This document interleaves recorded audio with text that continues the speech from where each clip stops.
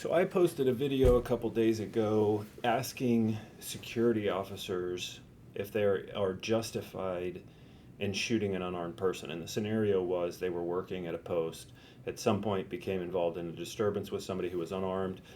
They attack the officer, try and grab their gun. The officer makes some space, keeps retention of the weapon, tells the person to stay back, but they continue to advance. And I got some interesting answers from it and just kind of wanted to give my 2 cents. Some of the things that people had commented were, one, call for backup, the suspect's unarmed, so lethal force is unnecessary, get backup to detain the individual. There's another one that says, not as a security guard, maybe a cop, but not if you're security. Few kind of say, yes, some circumstantial conditions apply. And then somebody else notes kind of what I had keyed in on, or my thoughts are on it, and they say 2 of the 3 circumstances here, opportunity, means, and jeopardy. And that's exactly where I would start with this scenario. They've got the opportunity because they're close to you. The jeopardy exists. They're overtly grabbing your gun. Maybe they're making some comments about attacking you. The means is where this gets different. You possess the means. They don't have the firearm on them. When you say call for backup as they are unarmed, you have to consider what happens if they get my gun, and then they have means, opportunity, and jeopardy, and do I have to wait until they do that before I can use lethal force?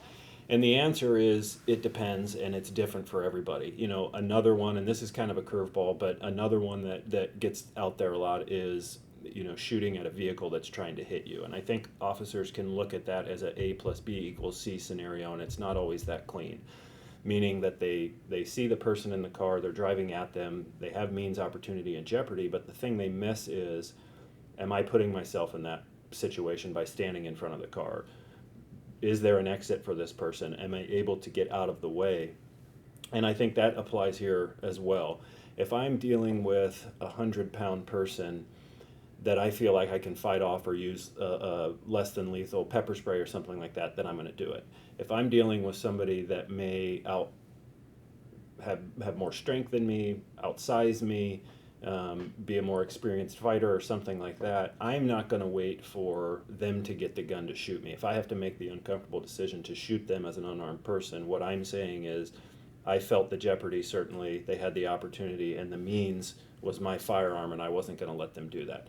We use force, especially lethal force, if we feel like our life is in danger. So I don't think there's any right answer. I think it's each person has their own right answer. And so I think all of these are right in the sense that if somebody says they're unarmed, use less lethal force, if they feel like that is the way to handle it, or they don't feel like their life's in danger, that's the right decision. If somebody else is saying, I really feel like if I didn't shoot or stop this person, my life would be in danger or I would be killed, then that's the right answer. It's a curveball, and the one thing that I want to throw out there is that we have hours, weeks, days to pick apart incidents and go back and review video and go, I would have done this or I should have done that.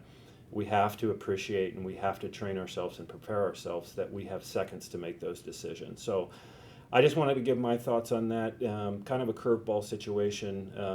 And I forget, I think it was Kim Winky that had made the comment about means, opportunity, and jeopardy, and I think that's exactly where this starts and how you articulate it. If you think about that scenario, as I shot the person and they said, was your life in danger, and you don't have a really good answer for that, you know, there might be some trouble with that. But if you were in your heart and think about the consequences of this and what happens afterwards, somebody's dead, you've got that on your hands, you're going to, you know, deal with the consequences of that, even if it's just, you know, reliving it or knowing that you have taken somebody else's life.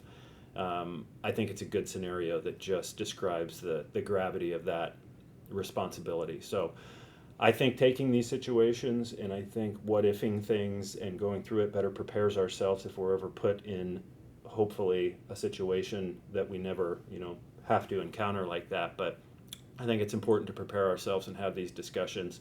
Interesting to see if anybody else thinks. I don't know if there's any case law on this or any other similar cases where this has played out. If anybody knows of that, let us know, but that's my 2 cents on it. Thanks.